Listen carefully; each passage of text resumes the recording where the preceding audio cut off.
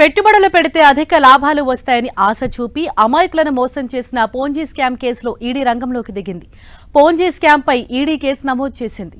హైదరాబాద్ కేంద్రంగా వెలుగులోకి వచ్చిన ఈ స్కామ్పై ఈడీ ముమ్మర దర్యాప్తు చేయనుంది. దేశవ్యాప్తంగా 1800 కోట్ల రూపాయలు వసూలు చేసింది ఫాల్కన్ అనే సంస్థ. ఒక్క హైదరాబాద్లోనే 850 కోట్ల వరకు వసూలు చేసినట్లు పోలీసులు గుర్తించారు. చిన్న పెట్టుబడులను పెద్ద కంపెనీల్లో పెట్టి అధిక లాభాలంటూ మోసాలకు పాల్పడ్డారు. దీనిపై కేసు నమోదవగానే సంస్థ చైర్మన్ అమర్దీప్ కుమార్ దుబాయ్ పారిపోయాడు. పెట్టుబడిదారు నుంచి వసూలు చేసిన డబ్బులను విదేశాలకు మళ్లించినట్లు ఈడీ గుర్తించింది.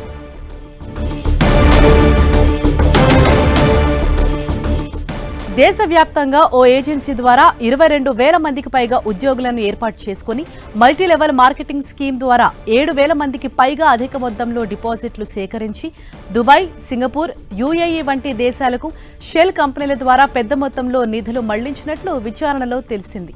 ప్రధాన నిందితుడు అమర్దీప్ కుమార్ కోసం పోలీసులు లుకౌట్ నోటీసులు జారీ చేశారు. ఇదే విషయంపై మరింత సమాచారం మా ప్రతినిధి కిరణ్ అందిస్తారు. కిరణ్, ఈ పోంజీ స్కామ్ కు సంబంధించి పోలీసులు వెల్లడిస్తున్న డీటెయిల్స్ ఏంటి? హైదరాబాద్ కేంద్రంగా వెలుగు చూసిన ఫాల్కన్ స్కామ్ పై ప్రస్తుతానికైతే ఈడీ కూడా ఫోకస్ పెట్టినట్టుగా చెప్పుకోవాల్సి ఉంటుంది. సైబరాబాద్ పోలీసులు ఇప్పటికే ఇందులో ఈ కేసుకు సంబంధించి కూడా ముగ్గురిని అదుపులోకి తీసుకున్నారు. ప్రధాన నిందితుడి కోసం కూడా లుకౌట్ నోటీసు జారీ చేసిన నేపథ్యంలో అంటే సుమారుగా 1700 కోట్లకు సంబంధించి కూడా పెద్ద మొత్తంలో అటు ఆర్థిక లావాదేవీలు దీనికి సంబంధించి మనీ లాండరింగ్ కూడా జరిగినట్టుగా ఇప్పటికే సైబరాబాద్ పోలీసులు ఈడీకి ఒక లేఖ రాయడంతో ప్రస్తుతానికి ఈడీ కూడా కేసు నమోదైనట్టు చెప్పుకోవాల్సి ఉంటుంది. దీనికి సంబంధించి కూడా కేవలం దేశవ్యాప్తంగా 22,000 మందికి సంబంధించి ఒక ఏజెన్సీ ద్వారా ఒక వ్యవస్థను ఏర్పాటు చేసుకుని హైదరాబాద్ కేంద్రంగా 7,000 మందికి పైగా ఇతడు వివిధ రూపాల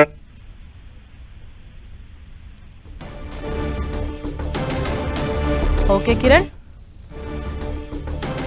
850 కోట్ల రూపాయలకు సంబంధించి కూడా వసూలు చేస్తుంది. కొత్త మొత్తంలో ఇలా వస్తున్న అమౌంట్ కూడా వివిధ పద్ధతుల్లో వివిధ దేశాలకు ట్రాన్స్ఫర్ చేసి ఇప్పటికే సైబరాబాద్ కోర్టు కాబట్టి ఎందుకంటే ప్రధానంగా 1800 కోట్లకు సంబంధించి కూడా వ్యవహారం కావడంతో ప్రస్తుతానికి కేసుకు సంబంధించి ఈడీ లేఖ రాయడం, ఈడీ కూడా తాజాగా కేసు నమోదు చేసినట్టుగా మనం చెప్పవచ్చు. ప్రస్తుతానికి అయితే సైబరాబాద్ పోలీసులు ప్రధాన నిందితుడు ఈ కంపెనీకి సంబంధించిన చైర్మన్ ఎవరైతే అతడి కోసం కూడా గాలింపు చేస్తున్నారు. లుకౌట్ నోటీస్ కూడా జారీ.